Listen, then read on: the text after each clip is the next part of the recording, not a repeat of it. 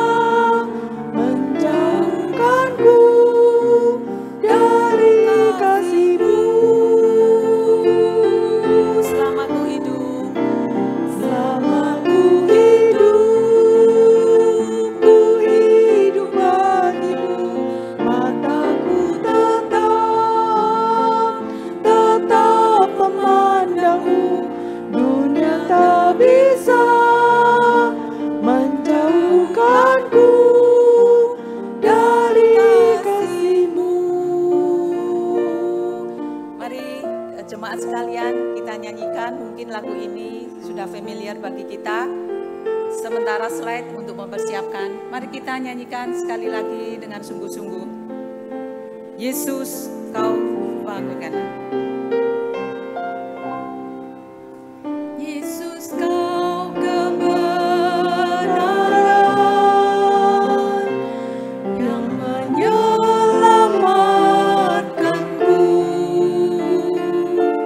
Kau memberikanku hidup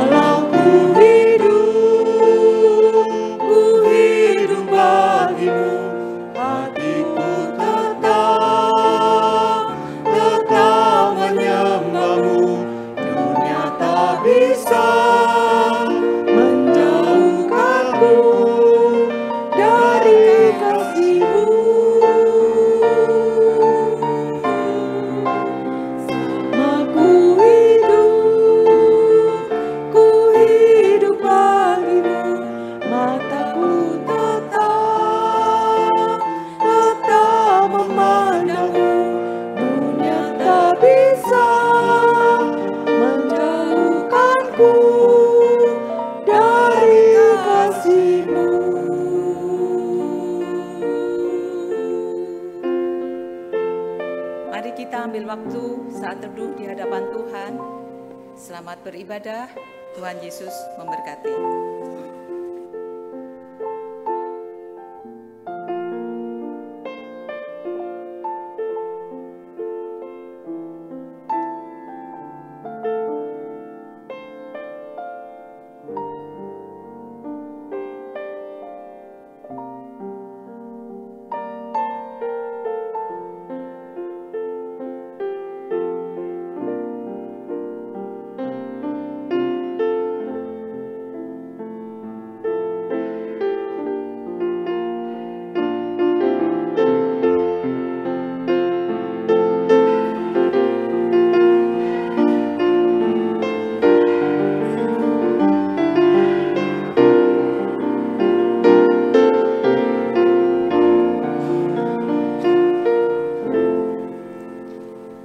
Jemaat yang dikasihi Tuhan, sekali lagi shalom.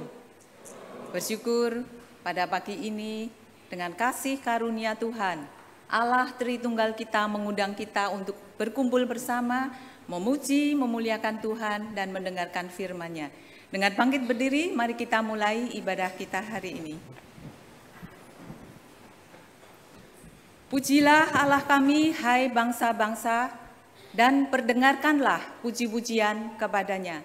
Mari kita dengan segenap hati, dengan penuh kasih, kita memuji, memuliakan Tuhan. Kita datang untuk beribadah. Ku datang memujimu.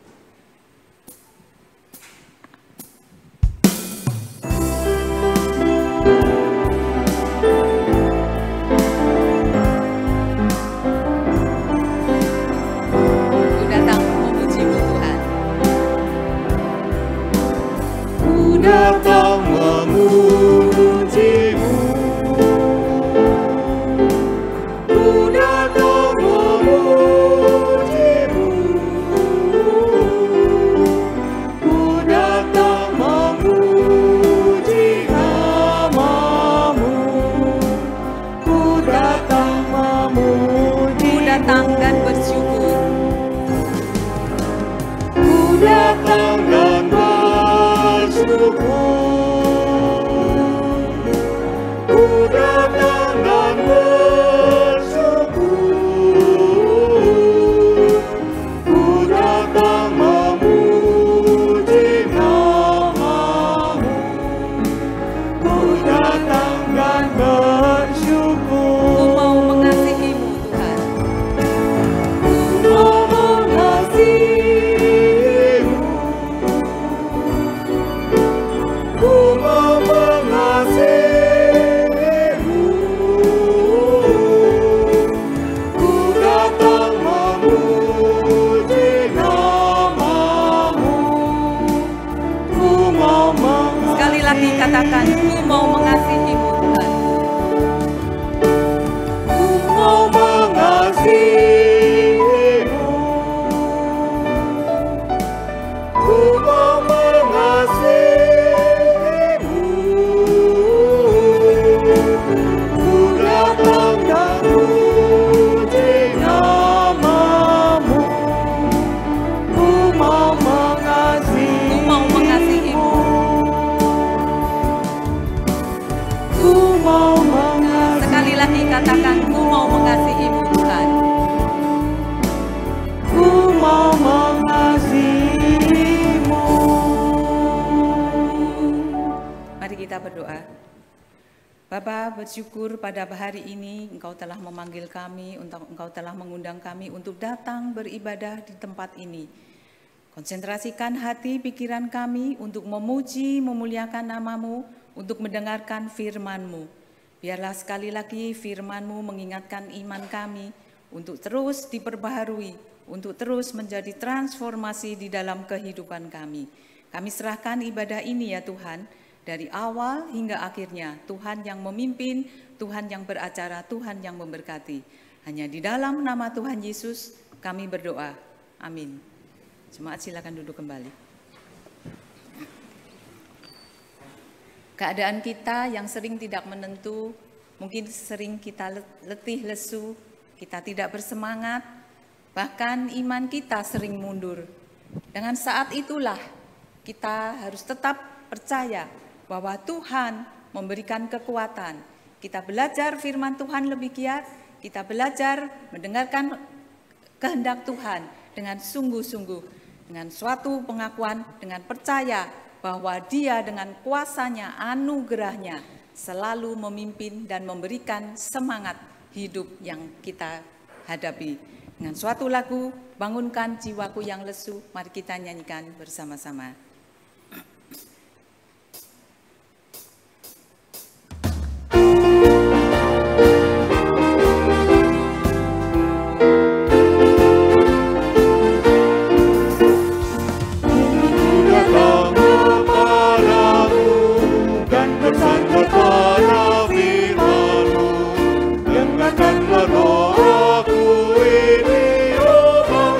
Jiwaku yang lesu,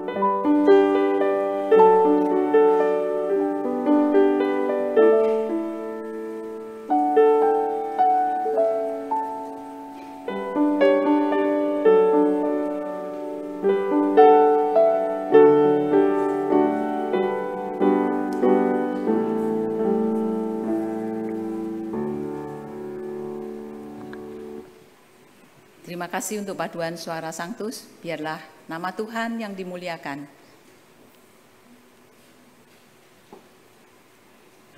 Saat ini kita akan masuk ke dalam pengakuan dosa. Biarlah kita menyelidiki hati kita masing-masing. Apakah kita tetap mengasihi Tuhan atau apakah kita undur dari Tuhan? Dia yang tercurah, mati di kayu salib, darah tercurah untuk menebus dosa manusia, dengan kuasa darahnya dan anugerahnya yang ada di dalam kita, di dalam Dia, sekaligus memberikan pengampunan dosa. Mari kita menyanyikan Tetap Setia.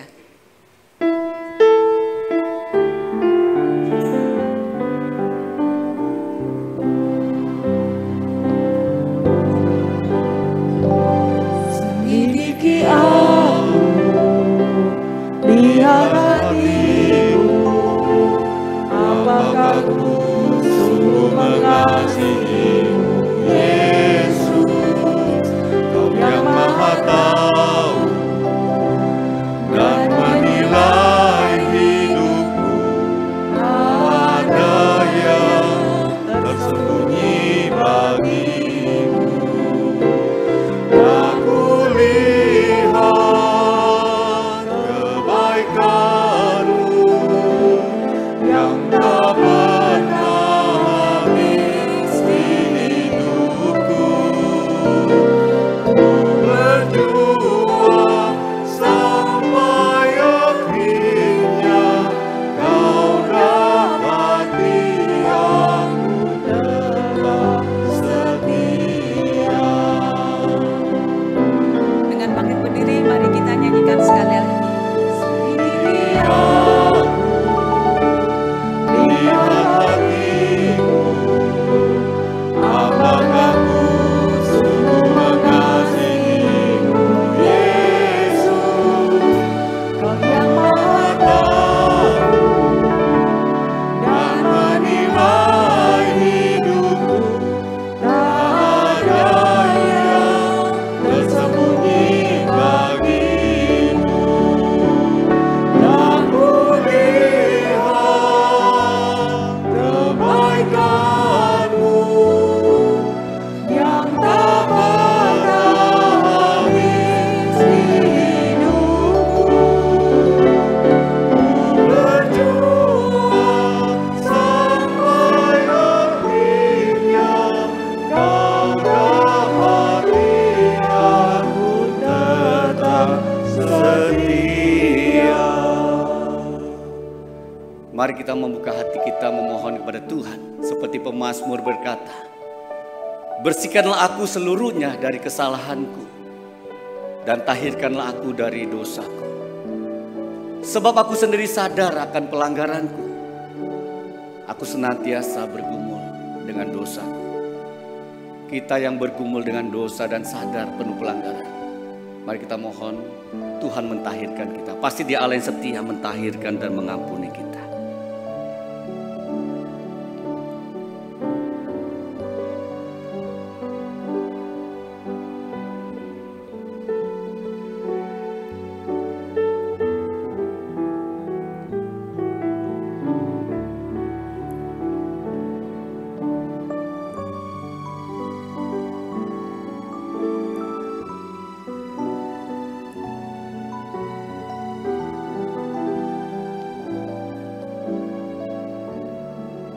Bapa yang setia, Engkau sudah mendengarkan permohonan dari setiap kami anak-anak-Mu.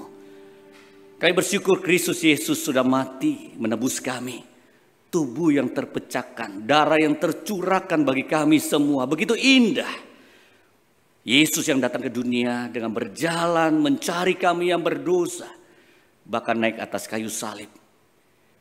Sehingga kami pada saat ini berani menghadap tata Tuhan yang suci.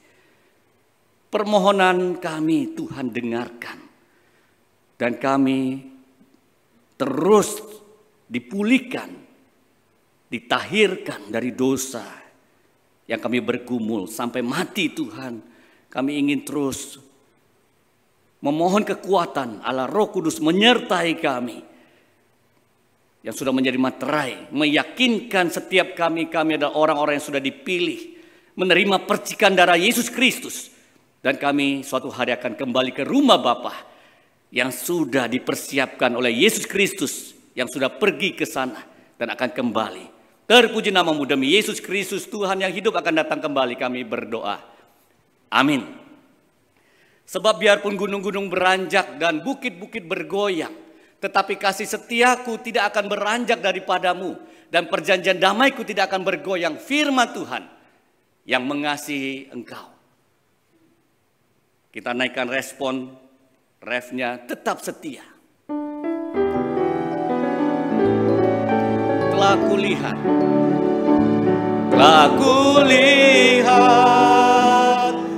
kebaikanmu yang tak pernah habis di hidupku.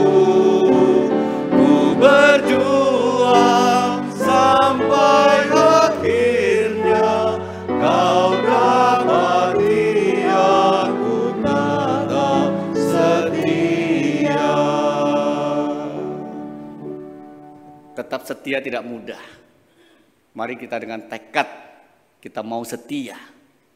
Tetap setia di dalam pergumulan kita jatuh bangun. Kita mau memegang iman yang Tuhan wariskan kepada setiap umat Tuhan. Gereja Tuhan yang hidup, yaitu setiap kita yang punya Roh Kudus. Bersama dengan seluruh gereja sepanjang abad dan tempat yang menerima karunia Roh Kudus, yaitu hidup kekal. Kita mengikrarkan pengakuan iman rasuli. Aku percaya kepada Allah, Bapa yang Maha Kuasa, Khalik langit dan bumi, dan kepada Yesus Kristus, anaknya yang tunggal Tuhan kita, yang dikandung dari Roh Kudus, lahir dari anak darah Maria, yang menderita sengsara di bawah pemerintahan Pontius Pilatus, disalibkan, mati dan dikuburkan, turun ke dalam kerajaan maut. Pada hari yang ketiga bangkit dari antara orang mati, naik ke surga, duduk di sebelah kanan Allah, Bapa yang Maha Kuasa, dan dari sana ia akan datang untuk menghakimi orang yang hidup dan yang mati. Aku percaya kepada Roh Kudus, gereja yang kudus dan am, persekutuan orang kudus, pengampunan dosa, kebangkitan tubuh, dan hidup yang kekal. Amin. Silakan duduk. Firman Tuhan akan disampaikan oleh Pendeta Nyome Fang.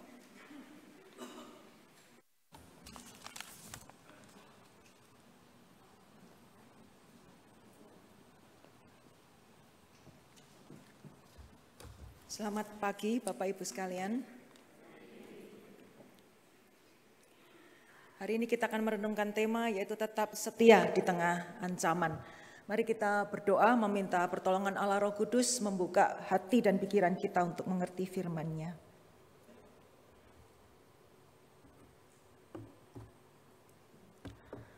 Allah Bapa kami di surga, bagaikan anak-anak-Mu kami merindukan makanan rohani yang mengenyangkan jiwa kami.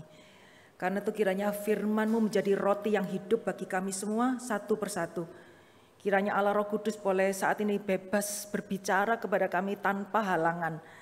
Engkau yang menolong kami boleh menyisihkan, menyerahkan semua kegelisahan, beban di dalam hidup kami, pikiran, perasaan kami, supaya sungguh-sungguh waktu ini menjadi waktu yang kudus, di mana kami yang fana ini boleh bertaut dengan Engkau yang kekal adanya. Kami berdoa menyerahkan waktu ini di dalam nama Tuhan Yesus kami berdoa. Amin. Mari Bapak Ibu sekalian, saya mengajak kita membuka Alkitab, membaca dari Kisah Rasul 7, 54 sampai 60. Kisah Rasul 7, 54 sampai 60. Saya akan membacakan untuk kita semua. Ketika anggota-anggota Mahkamah Agama itu mendengar semuanya itu, sangat tertusuk hati mereka. Maka mereka menyambutnya dengan gertakan gigi. Tetapi Stefanus yang penuh dengan Roh Kudus menatap ke langit, lalu melihat kemuliaan Allah. Dan Yesus berdiri di sebelah kanan Allah. Lalu katanya, sungguh aku melihat langit terbuka dan Anak Manusia berdiri di sebelah kanan Allah. Maka berteriak-teriaklah mereka dan sambil menutup telinga serentak menyerbu dia. Mereka menyeret dia keluar kota lalu melemparinya. Dan saksi-saksi meletakkan jubah mereka di depan kaki seorang muda yang bernama Saulus. Sedang mereka melemparinya, Stefanus berdoa katanya, "Ya Tuhan Yesus, terimalah rohku." Sambil berlutut, ia berseru dengan suara nyaring, "Tuhan, janganlah tanggungkan dosa ini kepada mereka." Dan dengan perkataan itu meninggallah dia. Sampai sekian pembacaan firman Tuhan. Berbahagia kita yang membaca, merenungkan, khususnya yang melakukan dalam kehidupan sehari-hari. Bapak Ibu sekalian, setia itu definisinya banyak. Setia itu biasanya khususnya diperuntukkan hubungan pria dan wanita di dalam percintaan. Saya melihat di internet itu ada definisi mengenai setia. Satu, orang kurus itu setia. Makan aja nggak pernah nambah, apalagi pacar. Yang berikutnya, orang sipit itu setia. Gimana mau ngelirik, melek aja susah. Ya, itu setia ya. Tetapi setia yang mau kita bicarakan hari ini bukan sekedar nggak nambah pacar, nggak nambah Tuhan, nggak nambah agama, tetapi setia kepada Tuhan yang berarti tidak pindah ke lain hati, tidak pindah agama, dan tidak pasif. Bukan cuma sekedar tidak pindah, tetapi aktif mengusahakan yang baik, bertahan apapun yang terjadi dan selalu aktif mengusahakan perbaikan di dalam suatu hubungan. Nah, untuk itu kita akan merenungkan dari kisah Stefanus yang dirajam batu. Yang pertama, Bapak Ibu, kita belajar bahwa definisi setia yang pertama di dalam firman mengenai Stefanus adalah dia setia itu melihat ke atas. Melihat ke atas, melihat ke atas, melihat ke Tuhan lebih daripada melihat kiri kanan belakang, melihat ke samping. Kita membaca di sini bahkan ketika dia diseret dan dikatakan ini mereka menyerbu, serentak menyerbu dia. Jadi waktu itu dia diseret ke suatu lapangan lalu dilempari batu, hukuman mati pada waktu itu. Dituliskan di sana bahwa yang menyeret dia itu mahkamah agama. Artinya bukan sembarang orang, tetapi mereka yang berkuasa pada waktu itu, mahkamah agama. Israel itu negara agama. Jadi pimpinan tertinggi itu adalah mahkamah agama. Rajanya itu ada tetapi boneka. Jadi mahkamah agama itu artinya di depan umum, ini pimpinan negara, kalau zaman sekarang itu presiden dan menteri-menterinya itu yang mengelilingi dia dan melempari batu. Dalam suatu suasana yang menyakitkan, memalukan seperti itu, bahkan orang-orang itu dicatat bahwa mereka itu tertusuk hatinya, berarti marah sekali, lalu mereka menggertakkan gigi, artinya wajah-wajah orang di situ bukan netral tetapi beringas ya, mungkin seperti singa yang mau menerkam. Lalu bukan cuma face-nya, ekspresi, tetapi mereka berteriak-teriak, menutup telinga, bersama-sama menyerbu, menyeret dan melempari. Jadi suatu suasana yang kacau, yang mengerikan sekali. Di dalam situasi samping yang sangat mengerikan itu, Stefanus memilih, dia melihat ke atas, dia melihat ke Tuhan. Di tengah wajah beringas kiri kanan itu dia mencoba mencari celah, dia melihat ke langit, melihat ke atas. Dan firman Tuhan mencatat ketika dia menatap ke langit, dia melihat kemuliaan Allah. Ketika menatap langit itu dia melihat bahwa Allah ada di situ, Allah hadir. Bahkan kemudian dicatat 2 kali bahwa dia melihat Yesus berdiri di sebelah kanan Allah. Lalu ketika dia melihat itu tercatat, kemudian berikutnya dicatat omongan, kalimat yang keluar dari mulutnya dia. Dia mengatakan, "Sungguh aku melihat langit terbuka dan anak manusia berdiri di sebelah kanan Allah." Bagi orang Israel mereka tahu anak manusia yaitu yang dimaksud Yesus atau Mesias yang dijanjikan Allah. Anak manusia, orang Israel tahu itu maksudnya Allah sendiri gitu ya. Jadi bukan manusia biasa gitu. Jadi ketika dia dalam situasi seperti itu, dia memilih melihat Allah dan dia melihat bahwa Yesus hadir di situ. Dan ketika batu-batu itu 1, 2, 3 puluhan, karena orang dilempari batu itu tidak cepat matinya kecuali batunya banyak dan mengenai kepala dan dada. Jadi ketika batu itu terus berjatuhan, firman Tuhan mencatat sambil dilempari dia berdoa. Dia berdoa, tidak hanya melihat, dia berbicara, dia connect dengan Allah yang kekal itu. Dia yang fana, yang menderita, yang sengsara itu. Dia meraihkan, mentautkan hatinya kepada Allah yang di atas. Sehingga di dalam penderitaan, di dalam Allah yang terlihat mulia itu, dia tahu bahwa hidupnya memang akan berakhir dan dia berdoa, Tuhan Yesus, terimalah rohku. Tidak penting begitu sakitnya, begitu mengerikannya kiri, kanan, depan, belakang. Tetapi ketika dia melihat ke atas, dia tahu Allah hadir dan Allah itu berkuasa. Suatu pilihan yang dia ambil karena dia setia melihat Tuhan. Lebih daripada sekitarnya ataupun lebih daripada penderitaan pribadi dia. Karena itu Bapak Ibu sekalian, setia itu artinya melihat kemuliaan Allah. Ketika manusia yang terbatas ini belajar connect dengan yang di atas, maka jiwa kita, hati kita, iman kita itu akan diperbolehkan melihat kemuliaan Allah. Dan orang yang melihat kemuliaan Allah akan melihat penderitaan pribadinya itu begitu kecil adanya. Bukankah Stefanus bisa saja berpikir, melihat kemuliaan Allah, loh kok saya didiamin? Kalau Allah begitu mulia, loh lakukan mujizat dong. Kok dibiarin sih aku dihina, dilempari seperti ini? Bapak Ibu sekalian, di dalam pasal yang ke-6 itu dicatat bahwa Stefanus itu menjadi diaken atau sederhananya majelis waktu itu. Dia menolong banyak orang, lalu dicatat bahwa Stefanus itu memiliki karunia mengadakan mujizat dan tanda-tanda. Jadi dia itu orang sangat hebat dan sangat dipakai Tuhan pada waktu itu.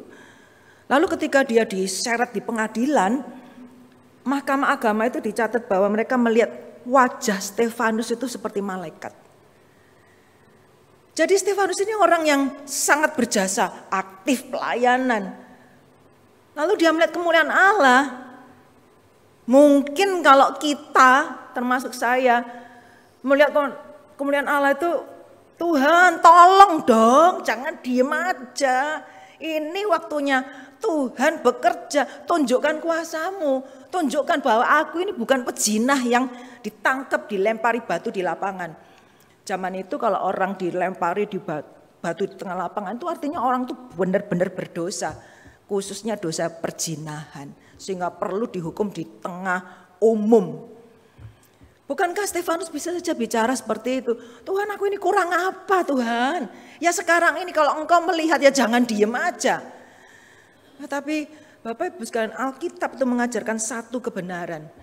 Kalau kita betul-betul fokus set up penglihatan kita kepada Allah, maka kemuliaan Allah itu terlalu besar, terlalu mulia sampai penderitaan kita itu begitu kecil dan hampir tidak ada artinya.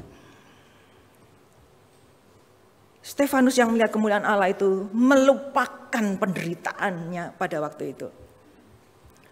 Mungkin sedikit-sedikit pengalaman manusia yang bisa melukiskan itu, misalnya seperti orang yang hamil 9 bulan lalu melahirkan. Apalagi kalau hamilnya berat, ya. Itu tidak mudah ya, 9 bulan itu berat. Tetapi waktu melahirkan juga berat. Yang namanya sesar juga sakit. Tapi ketika terdengar bayi itu menangis, maka penderitaan itu hilang, gak ada artinya. Baik oleh ibu yang menderita, baik oleh sang ayah. Penderitaan itu gak ada artinya ketika terdengar tangis bayi itu. Itu satu kebenaran bahwa ternyata penderitaan fisik itu bisa dikalahkan kalau kita memiliki satu pengertian iman khususnya yang benar dan melihat kemuliaan Allah. Lalu Stefanus itu ketika dia dirajam, dia merasa bahwa dia orang yang kalah, tidak berdaya itu. Tapi dia 2 kali dia melihat Yesus di sebelah kanan Allah. Anak manusia di sebelah kanan Allah. Itu pengertiannya bahwa Yesus itu yang berkuasa. Umpama sekarang presiden yang sedang menjabat. Gitu.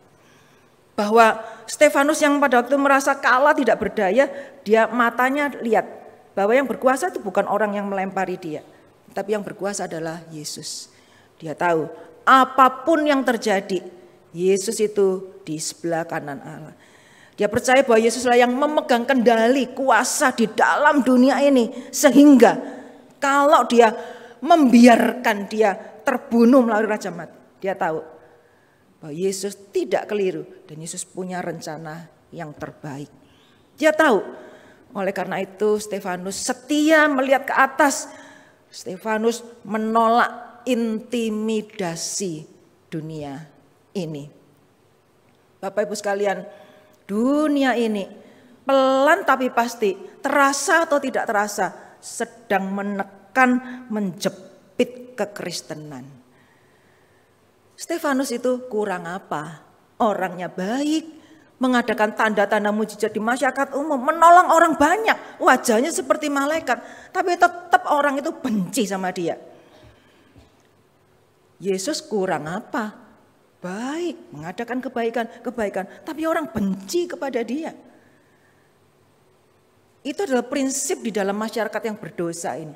Ketika banyak yang hitam, ada yang putih sedikit, maka orang melihat, ini dimusuhi, menjadi alamat permusuhan. Di dalam dunia yang postmodern ini, ketika kiri kanan pria wanita tidak jelas, maka kalau kekristenan mempertahankan kebenaran, mempertahankan identitas, pasti yang masyarakat postmodern ini pasti akan menyorot dan pasti akan membenci kita. Di dalam masyarakat yang LGBT mulai diterima bahkan ditinggikan, kalau kekristenan tetap bertahan, tidak terima LGBT, pelan tapi pasti. Mulai dari rumah kita, dari teman-teman kita akan menyorot kita, akan mengintimidasi kita. Jangan kuno, jangan fundamentalis, jangan merasa Kristen paling benar, jangan sombong, jangan radikal, menolak itu. Dan semoga tidak, tetapi pelan tapi pasti teman-teman kita, orang di sekitar kita itu akan mengintimidasi kita. Mungkin Bapak Ibu memperhatikan film-film di YouTube, Netflix gitu ya, makin gak benar. Sehingga kita milih nyari yang benar itu susah. Itu intimidasi. Itu intimidasi. Lagu-lagu, mungkin kita masih mendengerin yang benar-benar yang zaman dulu. Anak muda, saudara sekalian. Itu lagu itu intimidasi ya, menjepit masuk. Sehingga mau nyari yang benar itu nggak bisa. Sehingga kalau kita mau nonton yang benar, dengarkan yang benar, orang lain akan ngomong, "Alah, kok nontonnya kayak gitu, udah jadul, udah nggak laku." Bapak Ibu sekalian, di dalam dunia yang menekan kekristenan, mari kita belajar setia melihat ke atas, melihat ke Tuhan, melihat ke Tuhan. Lebih daripada yang samping. Mungkin ada kalanya kita dipercaya oleh Tuhan mengalami dianiaya oleh sekitar kita, diejek, dibully, dirundung, ujaran kebencian kita terima. Mari kita melihat Tuhan. Melihat Tuhan. Melihat bahwa Yesus itu ada di sebelah kanan Allah. Yesus yang memegang kendali, itu pegangan kita. Seperti seorang perenang di dalam perlombaan.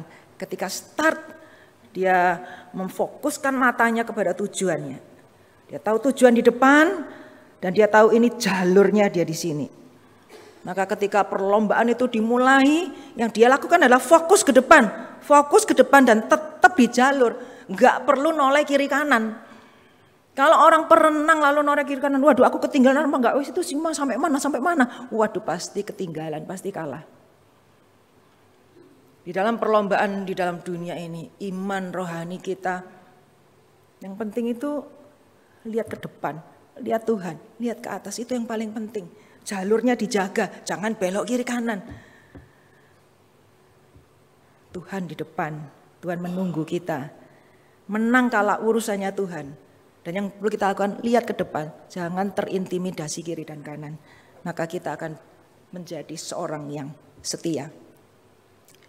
Yang kedua, Stefanus itu orang yang setia di dalam kebenaran dan kasih.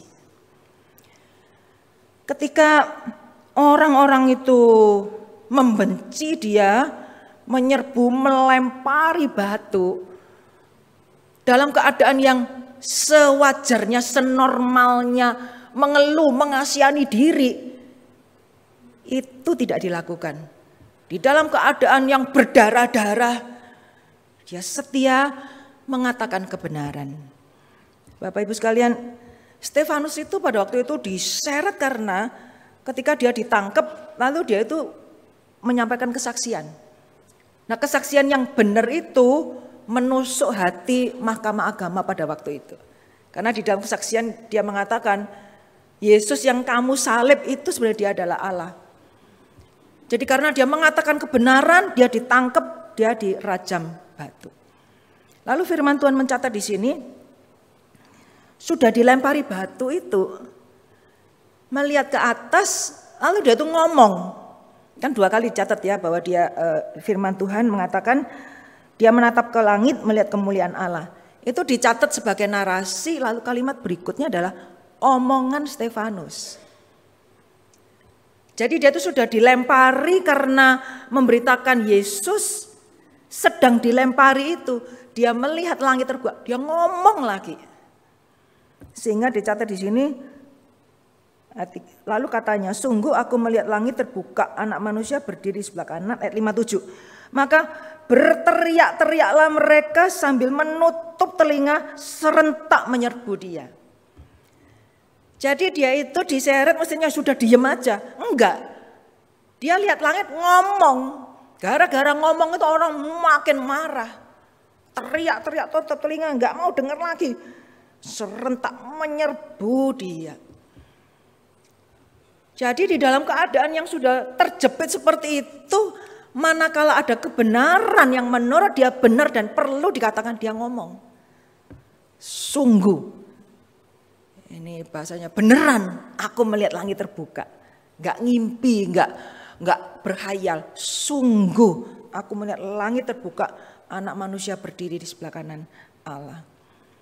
Ketika kebenaran itu adalah suatu kebenaran, ketika kebenaran itu perlu dikatakan, maka dia bicara di situ. Walaupun resikonya membuat orang makin marah, dia tetap mengatakan kebenaran. Setia di dalam kebenaran.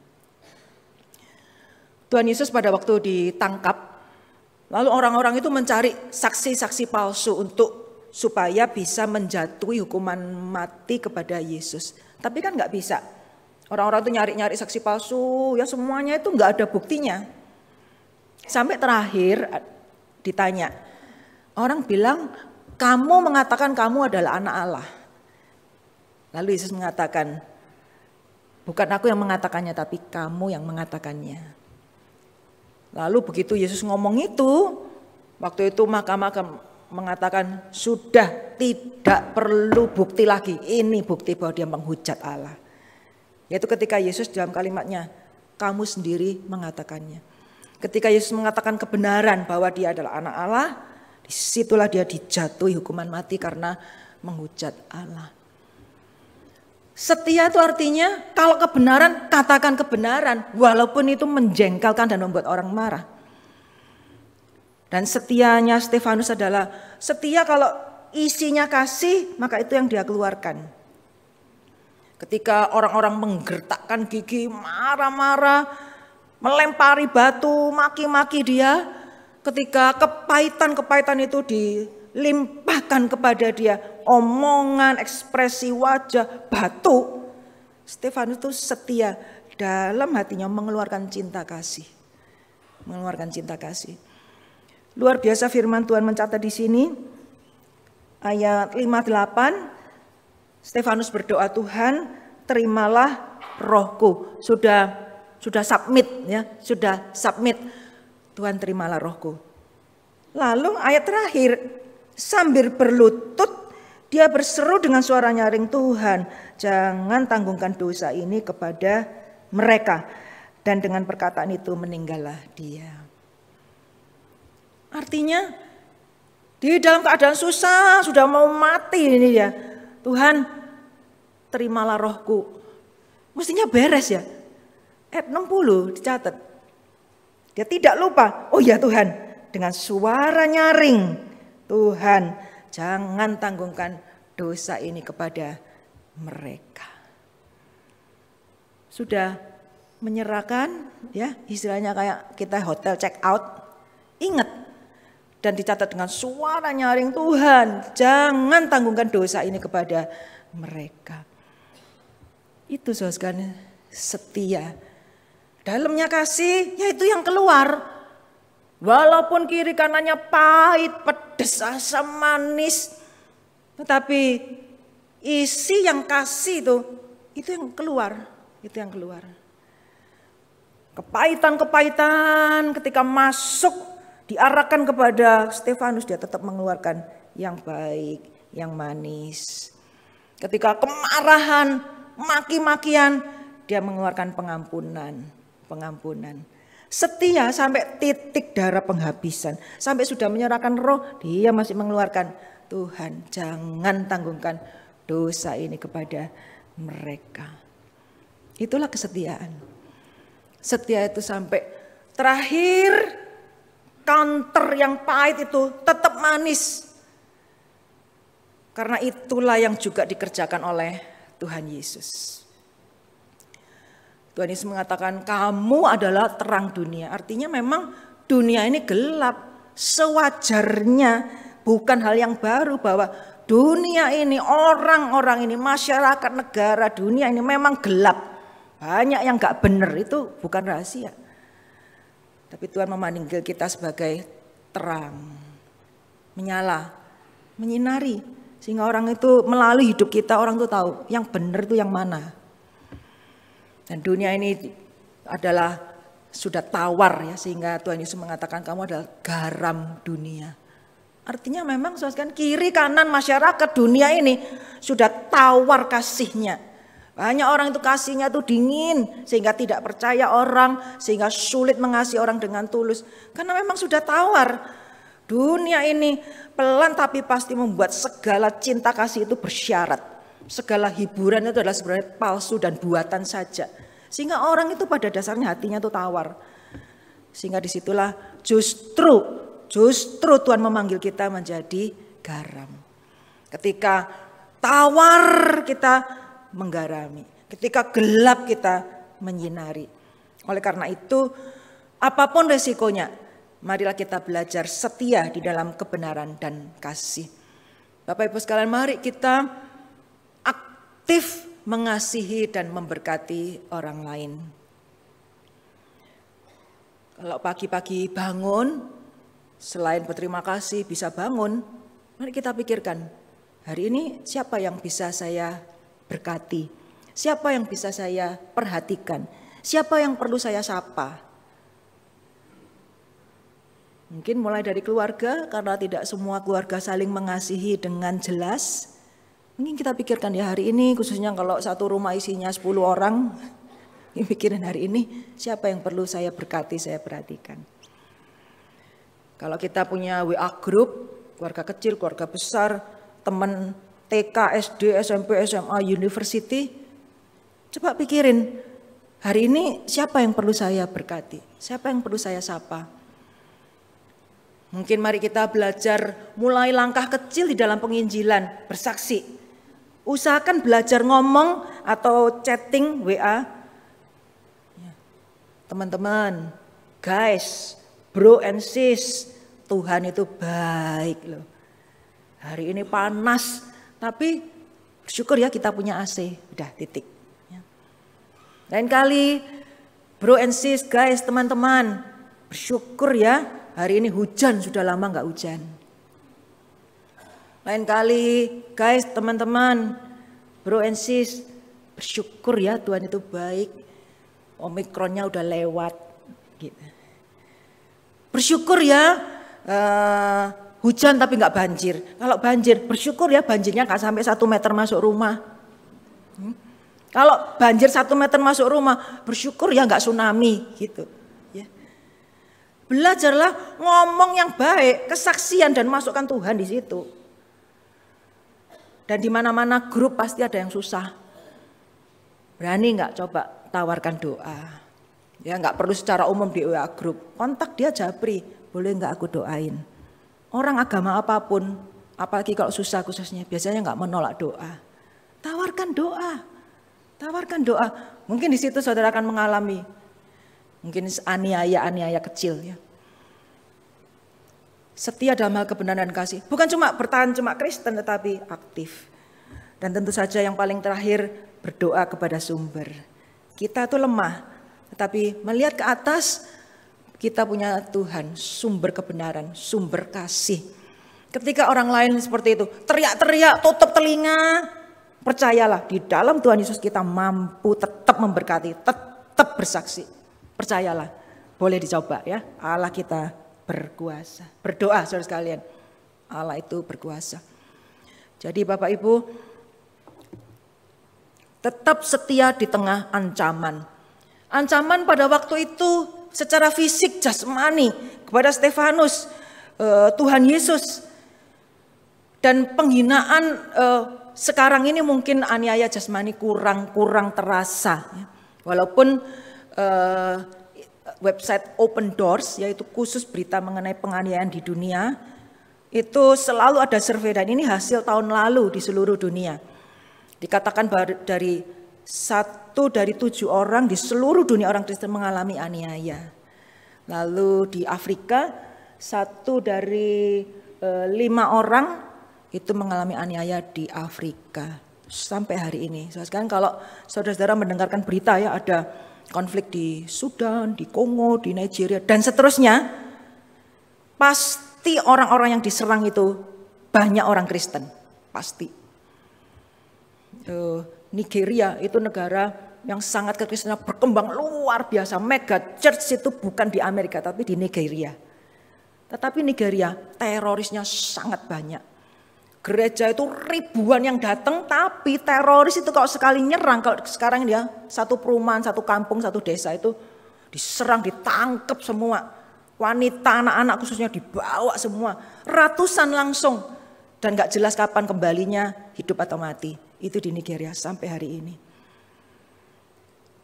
Lalu, jadi saudara perhatikan ya, semua negara yang konflik anehnya selalu yang jadi alamat utama penyiksaan aniaya itu orang Kristen, itu pasti.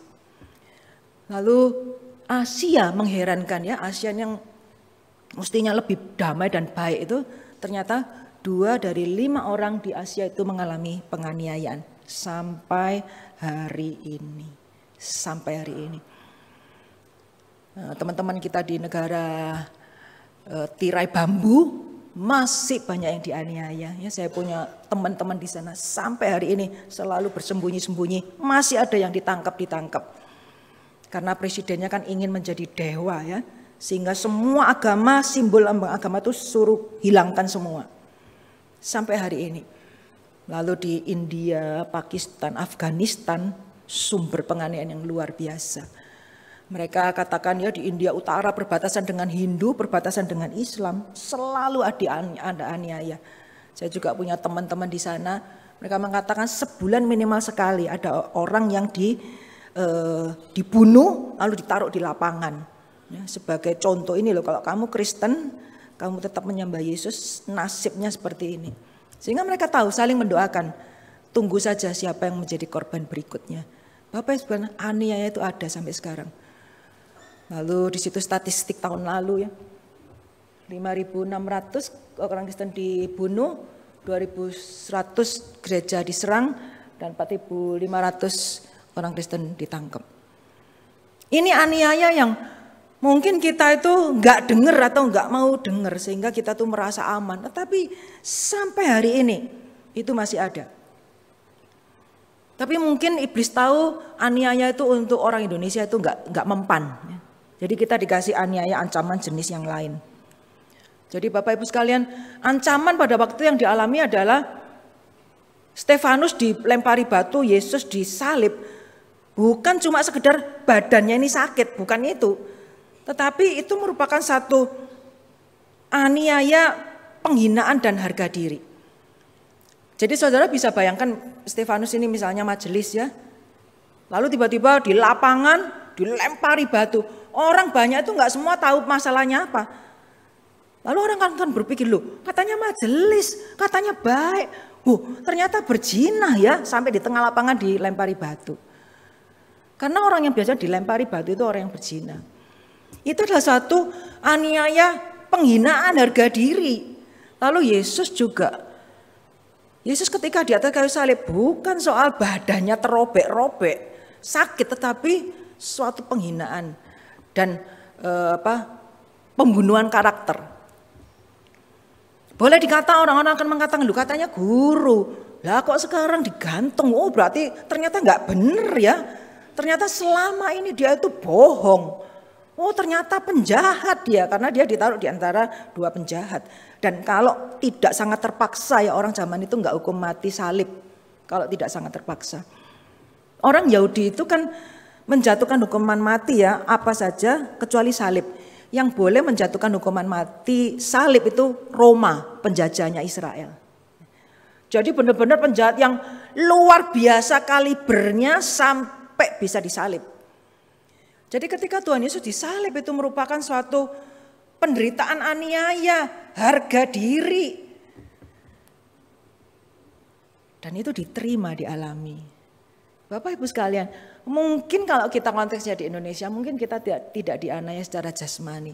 Tapi banyak di antara kita itu yang keberatan karena kita tidak mau dihina. Kita tidak mau harga diri kita berkurang gara-gara kita bersaksi. Kalau kita bersaksi tadi mau mendoakan orang, ya misalnya kita LGBT, orang lain terima, kita nggak terima, maka kita akan menerima aniaya, ujaran kebencian. Dikira kuno, sok suci, calon pendeta gitu ya. Pendeta aja nggak kayak kamu gitu. Jadi aniaya yang kita terima itu ujaran kebencian, perundungan. Mungkin sedikit, baru sedikit penderitaan jasmani. Itulah ancaman-ancaman yang akan menguji kita. Kita tetap setia atau tidak di tengah penghinaan, harga diri, ujaran kebencian. Nah, Bapak Ibu sekalian, bagaimana di tengah ancaman-ancaman yang seperti ini? Lalu juga hari ini tadi ya, kalau penderitaan aniaya itu nggak mempan untuk orang Indonesia, untuk kita, maka iblis itu sekarang memakai ancaman yang berbeda. Ancaman yang mengenakkan kita. Ya, hari ini ancaman kita tadi satu, penolakan. Ya, kalau kita ngomong ke anak kita, ponakan, teman-teman kita, kebenaran, ya kita menolak LGBT, orang itu akan tutup telinga. Tutup telinga. Lalu yang kedua, ancaman yang kita terima adalah lelah. Kalau kita terus berbuat baik, melayani, bersaksi, ya lelah. Lalu orang lain ya dislike, nggak suka sama kita gitu. Nah, ancaman yang ketiga ini yang saya kira sangat relevan buat kita sekalian, yaitu tsunami hiburan. Iblis tahu kalau ditekan kita tuh bangkit, tapi kalau dinina bobokkan dengan hiburan, tapi tsunami hiburannya artinya nggak perlu bayar pun hari ini kita kalau mau itu hiburan itu begitu murah, begitu indah, menyerang kita, nggak langganan pun kita bisa nonton film.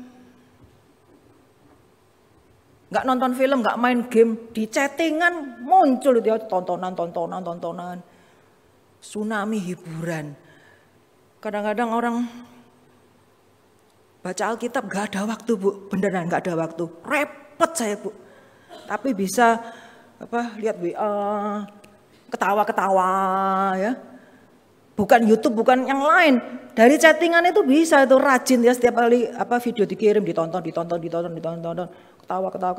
Ada orang sharing, saya nggak game, nggak nonton. Cuman ya yang itu loh, Bu, yang TikTok sebentar kok, Bu. Sebentar tapi berapa? Sejam 2 jam duduk di situ mantengin ya. Itu yang namanya tsunami hiburan. Baca Alkitab 5 menit nggak sempet, Bu, repot. Tapi yang sebentar kok, Bu, 2 menit paling lama lah, 3 menit. 3 menit kali 100 berapa, saudara ya? Itu ancaman, saudara. Ya. Ancaman menyerang kepala kita, hati kita, pikiran kita. Diserang sampai rasanya kita tuh kejepit. Nggak sempat lihat atas ya, lihat monitor. Wow, luar biasa saudara sekalian, ini ancaman yang mengerikan zaman sekarang. Nah, reaksi orang lain bagaimana ya? Bukan orang Puri, reaksi tetangga. Ancaman-ancaman itu ketika menjepit yang dilakukan apa? Lari ya. Lari. ketika ada ancaman kepada iman kita, kerohanian kita, ancaman kita saat teduh, apalagi diminta pelayanan, kita menghindar. Ada orang, saya kok kebaktian Bu, Ibu sering gak lihat saya kan, saya keluarnya lewat pinggir Bu. Di depan takut ketemu pendeta Bu, takut diminta pelayanan ya. Kalau ini bulan Mei ya, pergantian pengurus Juli, ini waktunya cari pengurus. Jadi mungkin ada orang-orang tuh lihat pendeta, pembinanya, aduh, minggir, jangan sampai diminta pelayanan ya. Lalu reaksi tetangga, orang luar bukan orang sini. Ada ancaman, ngalah. Gayanya tok, berdiri. Begitu mau diantem, langsung duduk, mengalah. Ampun ya, ngalah. Saudara, ancaman apa yang kita terima? Saudara, apakah kita jenis orang yang mirip tetangga, menghindar, lari?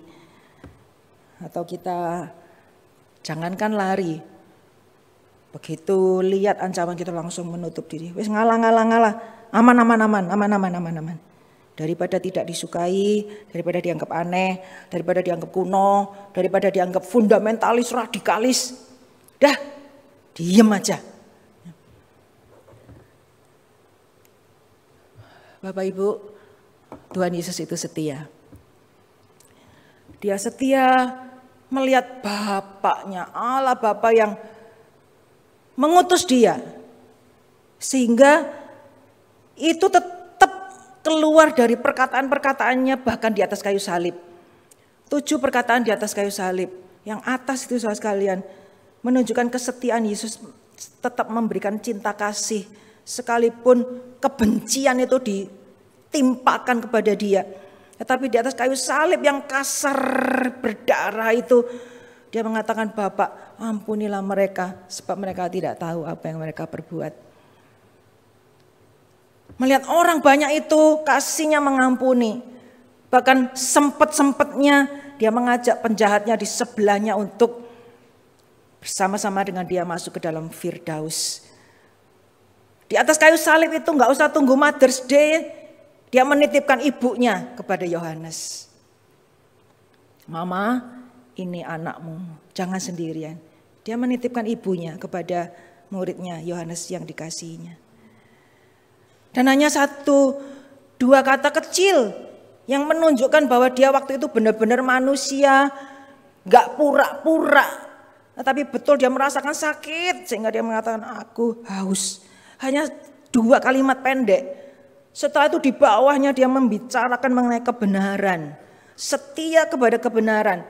Sehingga di dalam kebenaran itu dia tahu ketika hukuman dosa itu ditimpakan dia di atas kayu salib. Momen itu dia tahu di dalam kebenaran Allah Bapa itu akan memalingkan muka dari dia. Suatu hal yang tidak bisa terbayangkan.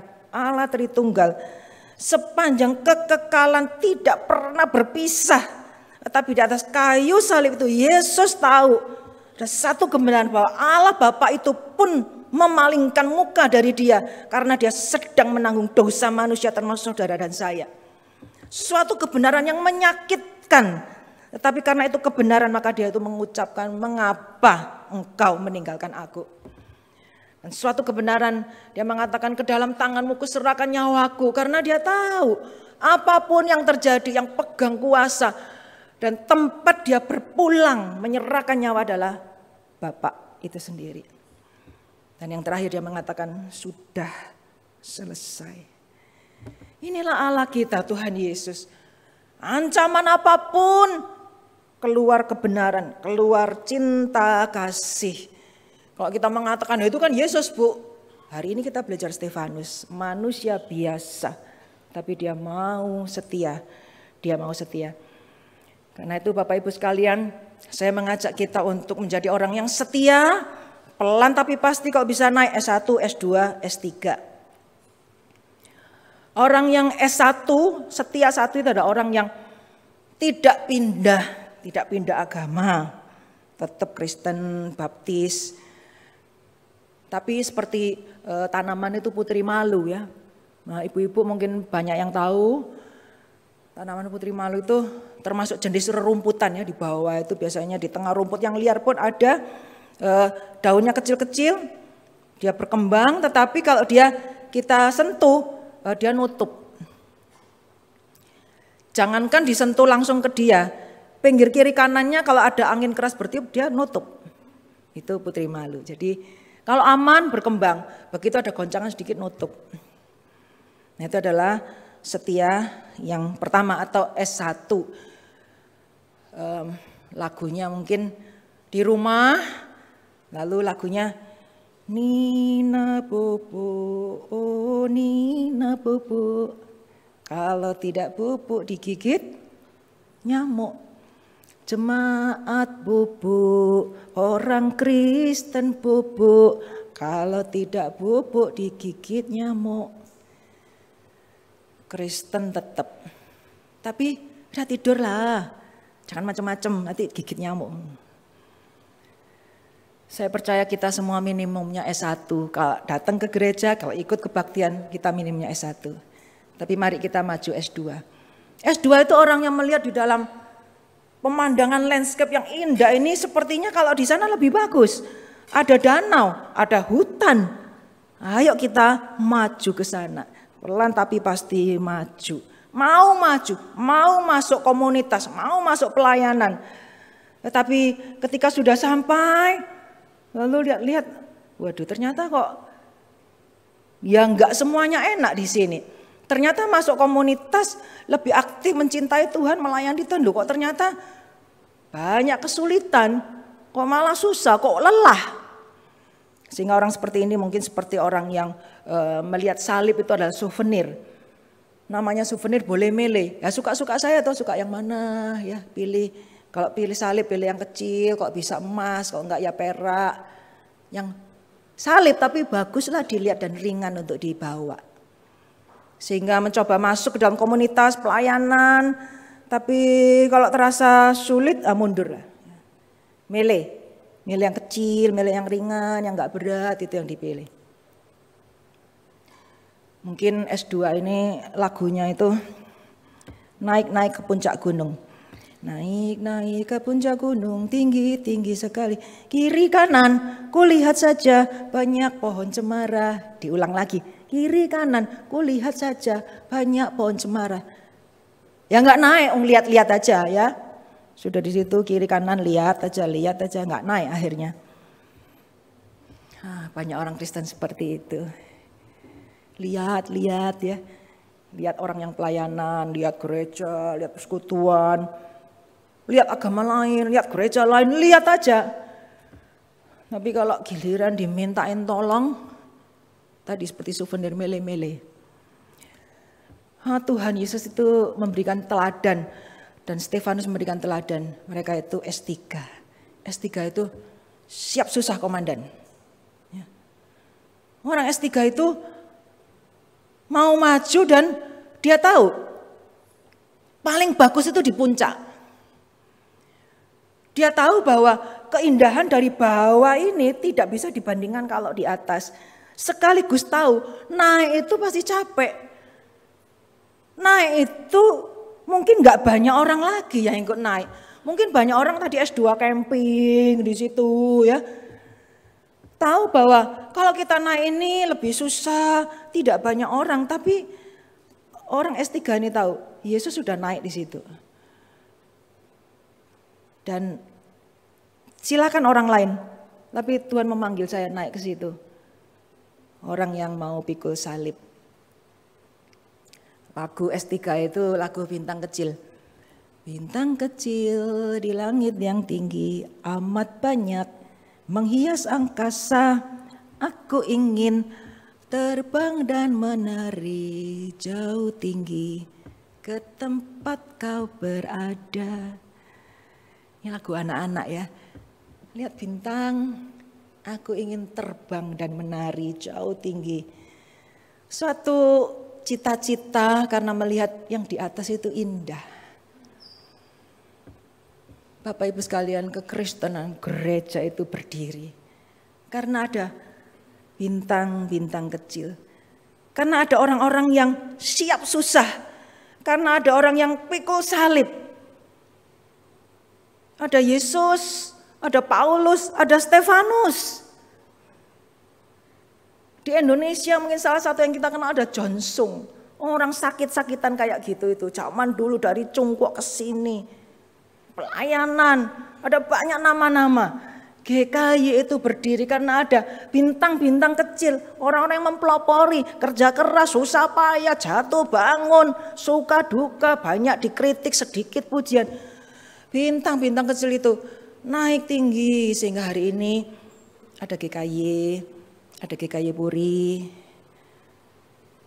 Saudara sekalian, Tuhan Yesus menunggu ada di antara kita yang mau maju sampai S3, siap susah.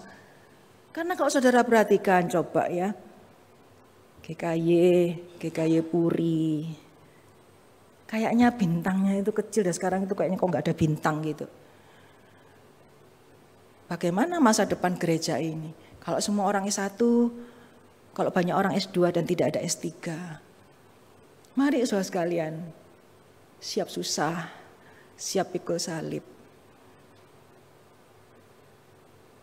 Karena ayat firman Tuhan itu ada dan belum diganti. Barang siapa mau mengikut aku, ia harus menyangkal diri dan pikul salib. Ayat itu ada. Di tengah kenyamanan, di tengah tekanan, ayat itu masih ada. Yesus yang memberikan contoh. Naik ke atas kayu salib, dihina, dicaci, ditinggalkan Bapa. Setia tetap jalan. Karena tahu ketika dia memikul salib sampai di ujungnya itu dia bisa mendapatkan saudara dan saya. Bisa merangkul, menjadikan kita keluarga Kristus, tubuh Kristus. Karena dia tahu kemuliaan, keindahan itu luar biasa dibandingkan penderitaan. Karena itu Tuhan juga memanggil saudara dan saya. Ada di antara kita yang mau susah pikul salib. Memang tidak gampang, tetapi yakinlah makin naik itu makin indah. Makin kita susah, makin dekat Tuhan. Kiranya Tuhan yang menolong kita untuk setia. Mari kita berdoa.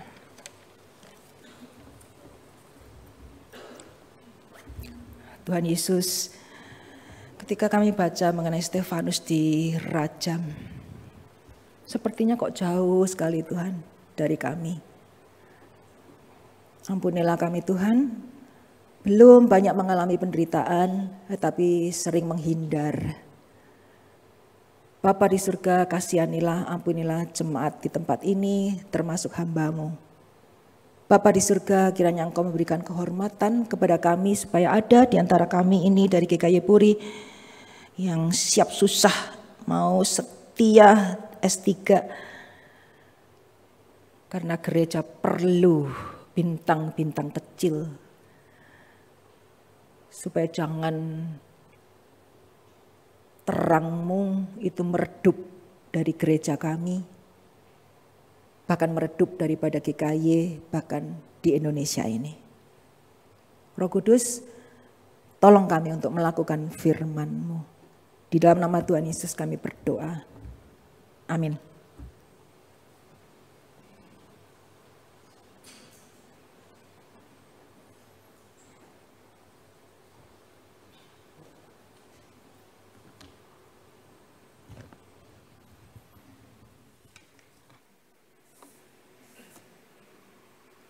Jemaat yang dikasihi Tuhan, mari kita memberikan persembahan yang terbaik untuk Tuhan. Jemaat bisa mengundai QR Code yang ada di belakang kursi ataupun yang ada di layar.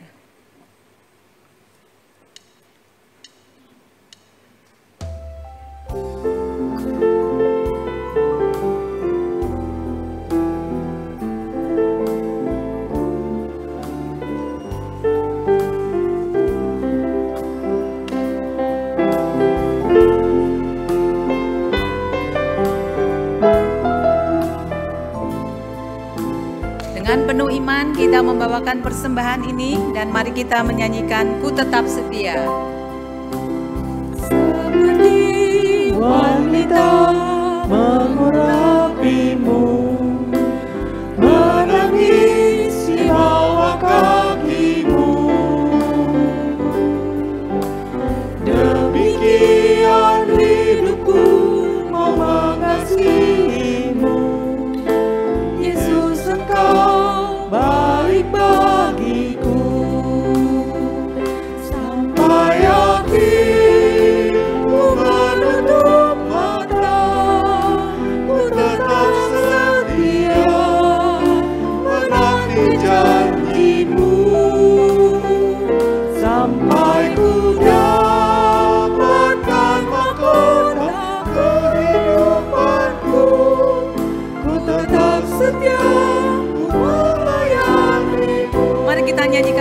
lagi seperti wanita.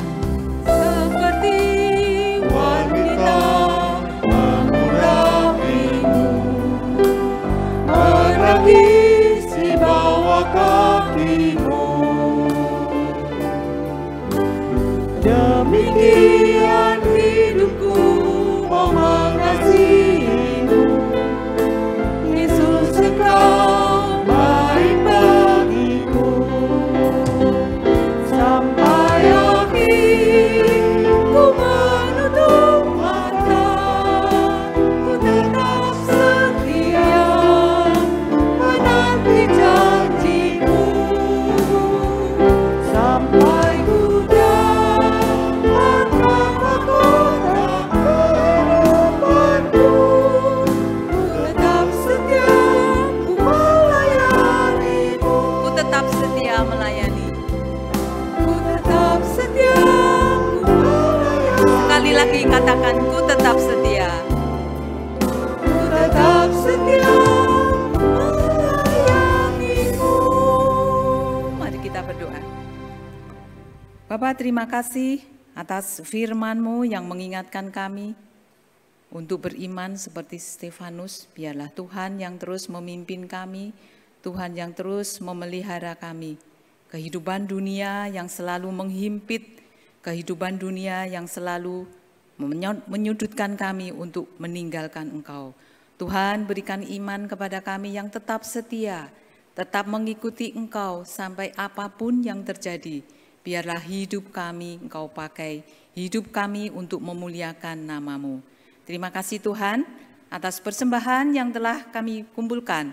Biarlah benda-benda mati ini dipakai untuk memperluas kerajaan-Mu di muka bumi ini.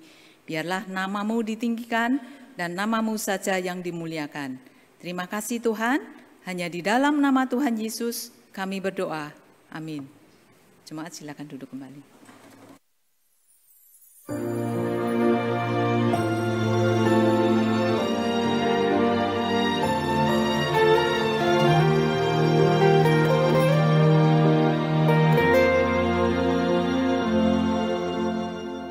Ini hatiku menyembah-Mu, tulus dan kagum padamu Yesus.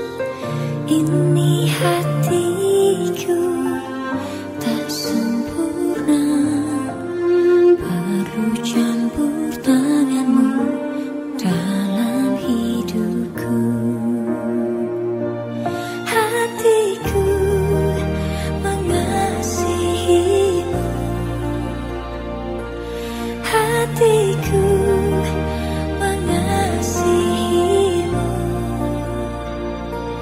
hatiku ingin mengenal-Mu, ingin mengerti-Mu. Tuhan, Kau lihat.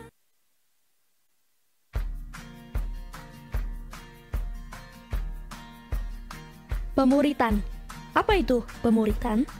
Kita tahu Yesus melakukan pemuritan dengan pergi mengajar selama 3 tahun di daerah Yudea dan Galilea. Ia memanggil 12 murid untuk mengikutinya. Ia mengubah kehidupan mereka dengan mengajar dan memberikan teladan hidupnya. Ia kemudian mengutus mereka untuk pergi dan mengajarkan tentang Kristus kepada orang lain. Itulah esensi pemuritan. Tapi, bagaimana pemuritan terjadi pada konteks hari ini? Bagaimana prosesnya? Ada pendapat bahwa seseorang adalah murid Kristus karena lahir dan dibesarkan di keluarga Kristen, atau mungkin karena dia melakukan kegiatan rohani seperti berdoa, dibaptis, dan pergi ke gereja. Sebenarnya, hal ini kurang tepat. Perjalanan seorang murid dimulai saat ia menerima anugerah keselamatan dari Kristus. Ia dilahirbarukan dan diubahkan hatinya. Jati dirinya berubah dari yang mati menjadi hidup, dari pendosa menjadi murid Kristus. Sebagai murid Kristus, berarti ia akan mengalami proses pemuritan seumur hidupnya. Proses pemuritan bukan melalui program yang dipaksakan maupun peraturan yang harus diikuti. Karena tujuan pemuritan bukan sekedar perubahan tingkah laku. Perubahan sejati tidak terjadi secara outside in, tapi terjadi secara inside out. Perubahan yang sejati terjadi melalui perubahan akal budi oleh firman Tuhan. Murid Kristus akan secara sengaja dan berkelanjutan belajar firman Tuhan. Firman itu merubah dirinya sehingga ia semakin mengenal Kristus. Ia bisa mengetahui yang mana kehendak Allah yang baik dan sempurna. Hati yang telah disentuh dan diubahkan oleh kasih Kristus membuatnya ingin melakukan kehendak Allah. Murid Kristus yang bertumbuh dan dewasa rohani juga akan melakukan pemuritan. Ia tidak ragu untuk pergi memuridkan orang lain bagi Kristus. Ia memuridkan sebagaimana ia telah dimuridkan terlebih dahulu. Inilah esensi pemuritan dalam konteks hari ini. Apakah Anda sudah dimuridkan dan memuridkan? Jemaat terkasih dalam Tuhan, ya, esensi pemuritan mestinya kita semua sudah S1 sebagai murid ya, sudah percaya Yesus. Hari ini firman Tuhan mau mendorong kita menjadi S3, bukannya S2 ya, menjadi campers yang camping aja di tengah-tengah. Memang tengah-tengah indah juga, tapi lama-lama bosen dan susah mau turun lagi. Karena apa? Lihat ke atas lebih susah lagi, betul kan? Tapi kita mau coba sampai atas, itu yang Tuhan mau. Lebih susah, lebih indah di puncak gunung. Bisa sakit kepala, kurang oksigen, angin menerpa, lebih terjal, lebih panas. Tapi pasti lebih indah. Pernah lihat galaksi tanpa teropong? Nah, di puncak gunung, minimal 3.500 meter lah ya. Terang kalau itu tanpa awan bisa kelihatan itu Andromeda, kira-kira begitu ya. Pernah? Sedikit memang orang Kristen yang mau S3 tidak banyak. Minoritas, tapi pasti ada Tuhan mau ya. Kita mau sampai S3. Dengan salah satunya komunitas pertumbuhan rohani saling menguatkan. Hari Rabu ini tidak ada kebaktian doa di sini karena setiap minggu keempat kita doa di tempat masing-masing. Ada 5 tempat yang masih aktif. Karena 2 tempat pemimpinnya kita ada juga KKR dan pelayanan misi ke Kalimantan Barat. Sehingga beberapa tempat digabung, silakan lihat poster atau di Iwarta. Jemaat yang paling dekat, yang kelompoknya tidak ada, boleh bergabung di tempat-tempat yang disediakan. Di sini kita sama-sama bergumul, mendoakan, inisiatif aktif, menolong sesama yang mau bertumbuh dan mungkin ada pergumulan tertentu. Juga tadi sudah diberitakan baptisan dan CD, ya dewasa dan CD. Anak ada 1 titipan karena minggu lalu anaknya ada insiden jatuh benjol besar ya, yang sudah dijadwalkan tidak bisa terlaksana sehingga minggu depan ada 1 anak juga dibaptis. Bersyukur juga hari ini, terima kasih kepada Pendeta Nyoman Fang, juga ada rekan melayani dari Sanctus, ya Ibu Liliana, juga Bu Catherine dan Ibu Airin, juga semua yang melayani Asyir, Timothy Media. Hari ini Pendeta Timotius melayani di Kuta Bali, karena dalam pertukaran pelayanan khotbah di dalam wadah sinode GKY. Jemaat sekalian, biarlah kita semua boleh saling meneguhkan. Ada 1 yang sudah terdaftar, Saudara Michael Wijaya yang ingin beribadah tetap sudah tercatat. Boleh bangkit berdiri, kita akan sambut. Di mana posisinya Michael Wijaya? Oh ya, Pak Michael ya. Senang. Nanti kita jadwalkan untuk semakin kenal ya Pak Michael. Kita rindu bertumbuh bersama-sama di tempat ini. Ada lagi yang baru pertama kali hadir di GKI Puri Indah? Ada? Tidak ada ya? Mari kita bangkit berdiri bersama-sama. Kita mau berdoa hari ini menjadi hari kita mau berdoa bagi bangsa juga. 25 tahun lalu kita peringati Yesus naik ke surga. Setelah itu tanggal 21 Mei 98 Presiden Soeharto diturunkan. Sudah 25 tahun. Kita bergumul sebagai bangsa di Indonesia ini juga ada bahaya. Tapi kita percaya Tuhan menempatkan kita. Kita berdoa untuk bangsa. Kita berdoa juga untuk KKR pelayanan misi 22 sampai 27 minggu depan, Selasa sampai Sabtu. Dan kita berdoa juga untuk gereja kita. Minggu depan memperingati turunnya Roh Kudus. 50 hari setelah Yesus bangkit, kami selalu naik ke surga. 10 hari kemudian Roh Kudus diutus oleh Bapa dan Anak untuk menyertai kita. Mari kita buka suara kita berdoa. Bapa dalam surga, kami menyerahkan setiap pergumulan negara kami. Kami tahu Tuhan tidak mudah. Tahun ini menjadi tahun politik. Berikan kepada kami Tuhan satu kerinduan untuk memajukan bangsa kami dengan bersaksi, dengan karakter, dengan satu teladan-teladan sesuai firman Tuhan. Walaupun tidak mudah, kami bisa dikucilkan. Kami tidak bisa mendapatkan keuntungan yang banyak. Mungkin kami harus susah hidup bergumul di dalam bisnis pergaulan kami. Tapi kami tahu Tuhan mau membawa kami lebih tinggi lagi. Boleh bersaksi bagi kemuliaan Tuhan. Kami berdoa untuk bangsa kami, ajar kami untuk memilih pemimpin kami tahun depan. Baik DPRD, DPR, untuk presiden. Tuhan yang tolong kami. Bukan memilih sesuai dengan kepentingan kami, tapi kami melihat kepentingan bangsa kami. Sesuai nilai-nilai Kristen, sesuai nilai-nilai yang Tuhan mau. Yang melayani, yang menyatukan, yang mau berkorban, yang mau sungguh-sungguh bekerja bagi banyak orang. Yang meninggikan nilai-nilai keadilan, keragaman. Kami serahkan Tuhan. Pergumulan ke depan ini, gejolak yang terjadi, kami percaya Tuhan akan memimpin dan menolong. Pakai kami Tuhan. Untuk memberikan satu damai juga di tengah-tengah masyarakat tetangga kami. Kami memberikan satu optimisme, Tuhan tetap menjaga bangsa kami. Walaupun melalui pergumulan yang tidak mudah. Gejolak yang terjadi sampai hari ini kami percaya semua Tuhan izinkan terjadi. Tuhan punya rencana yang baik. Dari semua yang terjadi, karya Tuhan akan menjadi baik bagi kami sebagai bangsa, sebagai umat Tuhan. Kami juga berdoa Tuhan untuk perjalanan tim misi ke Kalimantan Barat.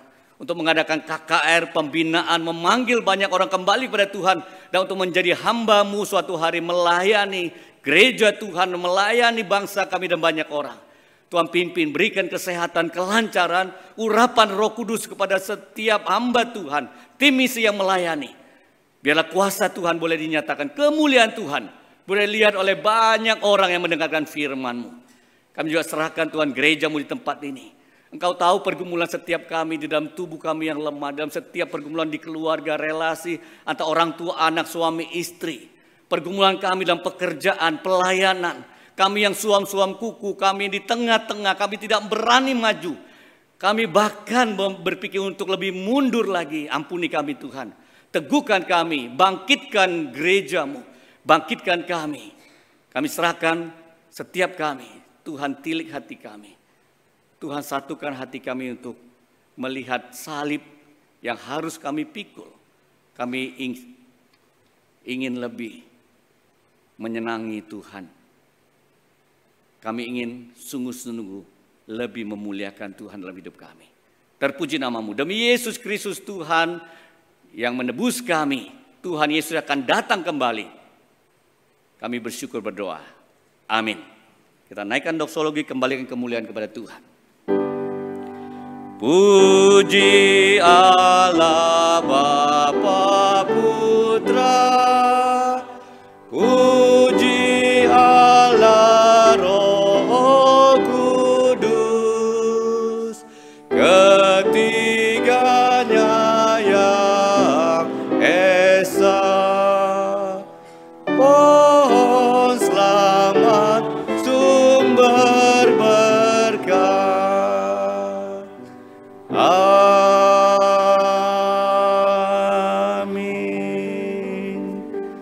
Mari kita membuka hati kita memandang kepada Tuhan yang setia dan siap diutus untuk melayani Dia. Anugerah dan keselamatan melalui Yesus Kristus yang sudah kita terima kiranya menjadi konfirmasi membuat kita lebih setia.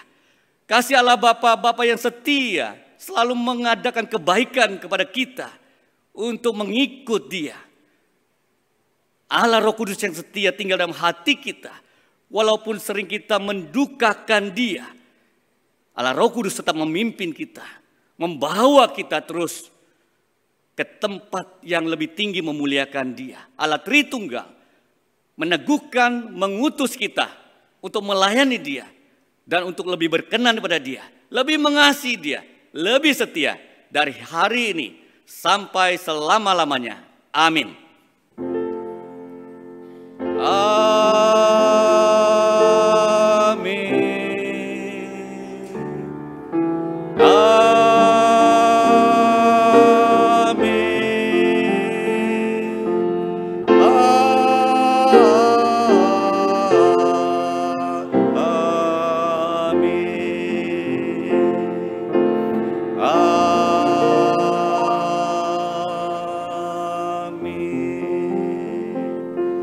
Silakan duduk saat teduh.